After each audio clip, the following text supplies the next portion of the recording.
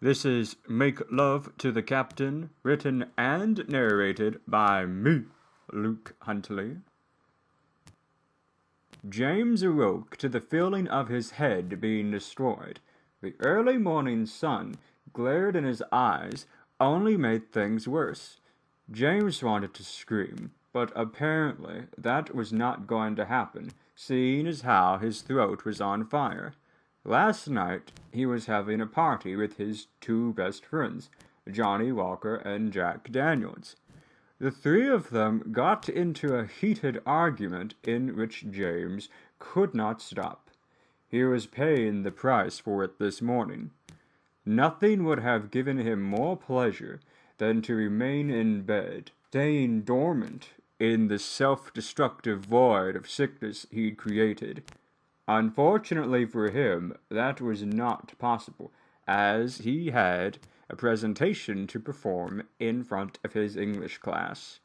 Slowly, and with great effort, James slung his legs over the bed and began a long, arduous journey upward as he lifted himself off the bed.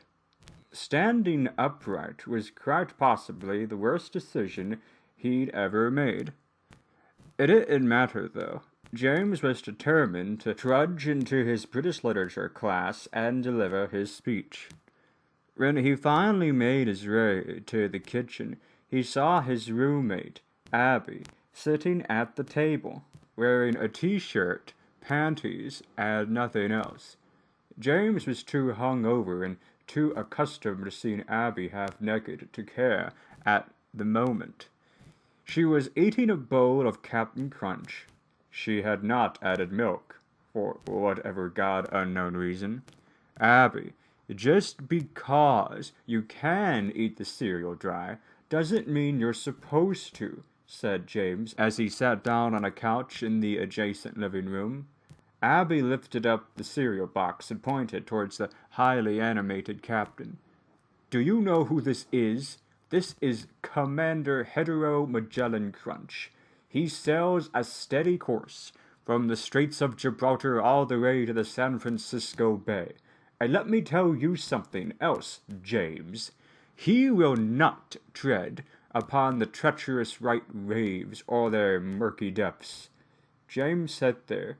A series of thoughts ran through his head, the first of which was his remembrance that Abby was lactose intolerant.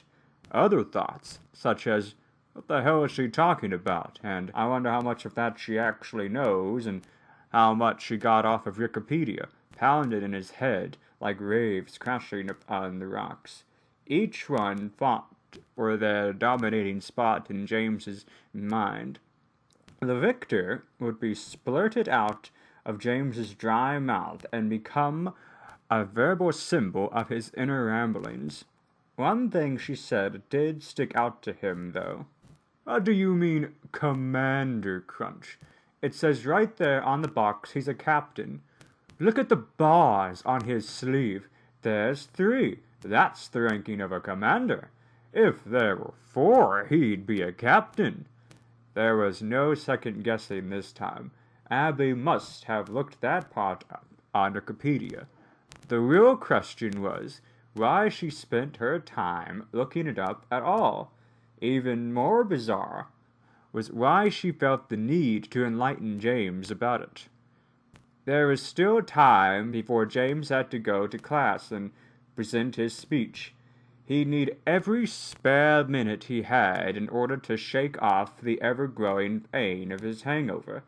He turned on the TV, hoping that some noise, besides that of Abby crunching on dry cereal, would help him focus on something else, and not the sledgehammer pounding in his brain. Old episodes of Get Smart were on, a show James thoroughly enjoyed, since he thought Don Adams' voice was the funniest damn thing he'd ever heard. Abby, taking notice of the newly added sound of the TV, walked over and stood beside James to see what he was watching. That guy sounds familiar. Was he the voice of Inspector Gadget? She asked. Her bare thighs were mere inches away from James's face as she stood next to him. sitting on the couch. Yeah, that's Don Adams. Wow, he's pretty hot, said Abby. She stood there for a moment, and James began to be under the impression that she was starting to get off.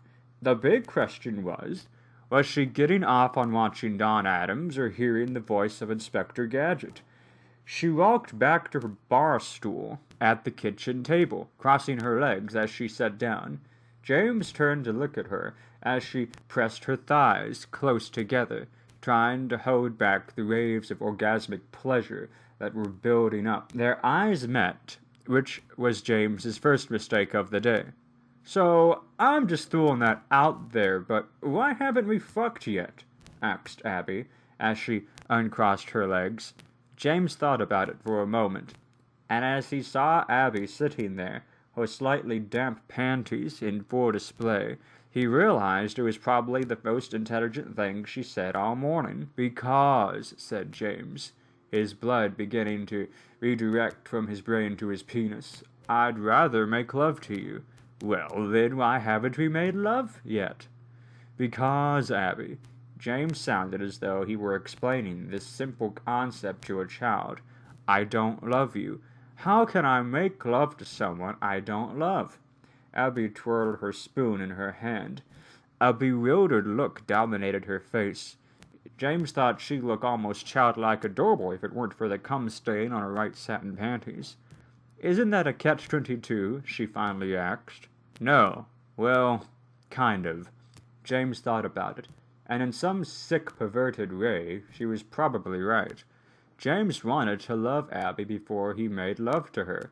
The problem was, how would he know he'd love her unless they'd made love? What if she turned out to be a lousy lover? It wouldn't be the worst that could happen, but it was still a factor to consider. A wave of nausea poured over him as he tried to figure out his fuck paradox. He took this as a sign that it was probably time for him to make his way across campus to class. He got up and put on a pair of shades so that the sunlight wouldn't set his bloodshot eyes on fire. Good luck with that speech. What was it on again? Asked Abby. Shakespeare plays, answered James. Wow, that's really vague. You know what you're going to say? James stood in the living room, his body protected by a very loud blue blazer. It was the type of blazer that screamed, I am important because I act important, and anyone that says otherwise has to answer to me, the laser blazer. James imagined putting his hand in the blazer pocket, which caused a destructive laser to shoot out from the buttons and destroy his enemies. I don't know what I'll talk about, but the topic is so vague, as you say, that I'm sure I can bullshit my way through it. He left, leaving Abby alone with the commander. And now we're going to hear from Mr. Harris, who's prepared an enlightening speech about the... James stood up and walked towards the podium. He blocked out the rest of his professor's introduction, since any extra noise, no matter how mundane and banal, caused his ears to ring, which sent shock waves of unspeakable pain through his head. He stood and removed his sunglasses, an action he instantly regretted as the fluorescent light temporarily blinded him. A hot sweat broke over him as he stood on wobbly legs to face the class. He opened his mouth to speak, which was mistake number 2. The minute his mouth was open, his body was under the impression that he finally wanted to throw up. He quickly closed his mouth and pushed out his cheeks so that his face resembled that of a blowfish. His body still wanted to betray him as he felt the urge to vomit approaching. To fight off this unpleasantry, his mouth underwent a series of spasms which caused the vein in his neck to throb uncontrollably. It was around this time that he realized something else was going terribly wrong. Apparently, he'd been holding his breath this entire time. His lungs, along with nearly every other part of his body, felt like they were about to explode at any moment. His face tightened as he leaned back his head, Lunging his head forward, he shouted out the first thing he could think of. Hamlet. The first syllable of the word dragged on to what seemed like an eternity as his heavy breathing carried it upon the runes. When he reached the second syllable, he snapped it out as if it were something disgusting he couldn't wait to get rid of. The class remained silent, clearly amazed at James's mastery of phonetics and how to utterly destroy them. James continued, Shakespeare's play Hamlet has often been compared to Disney's The Lion King. Good God! Was this really happening? Thought James.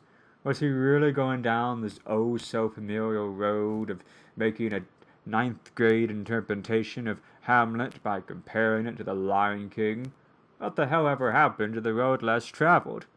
It was too late for James to turn back now, as he rambled on about plot and theme similarities. Eventually, he was forced to stop as his body begged him to shut up and let it catch its breath. He stood there, straying slightly from his lightheadedness. God, how he wished the class would say something. Maybe if he stood there long enough, the professor would finally realize he was shit-faced and force him to take his seat.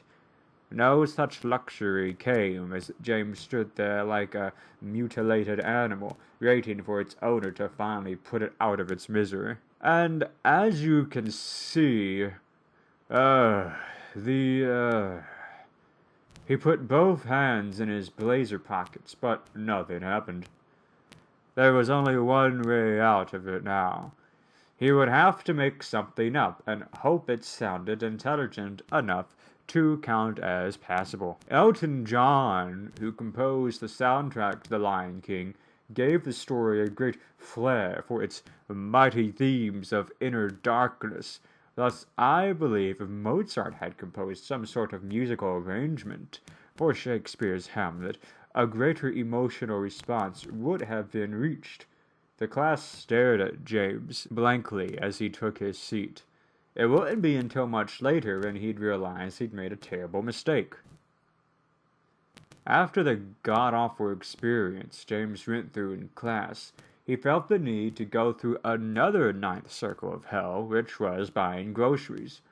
His hangover seemed to give up hope of dominating him as it eased off. It was as though his hangover had adopted the characteristics of a clinging girlfriend obsessed with sex. Seeing as how her boyfriend was not interested, she said, Well, fine. If you're not going to act like a typical alcoholic and spend all day in bed with me, then I give up. Do what you want to. While James amused himself with this concept, he also thought it would be a good idea to buy Abby a carton of soy milk. He hated the idea of her cutting the roof of her mouth with the sharp cereal pieces, and was amazed she hadn't done it already. He walked to where the soy milk was, but suddenly stopped dead in his tracks as a terrible realization shot through him. Ah, shit, said James rather loudly. What's wrong, dude? A group of people happened to just pass by. James turned to look at them. Mozart was born 140 years after Shakespeare died, said James. The group of people began to walk away, slowly at first, then picked up speed. James finally reached the soy milk and held the carton in his hands. A strange warmth, which started at his chest, then spread through his body, came over him. He was literally feeling warm and fuzzy inside.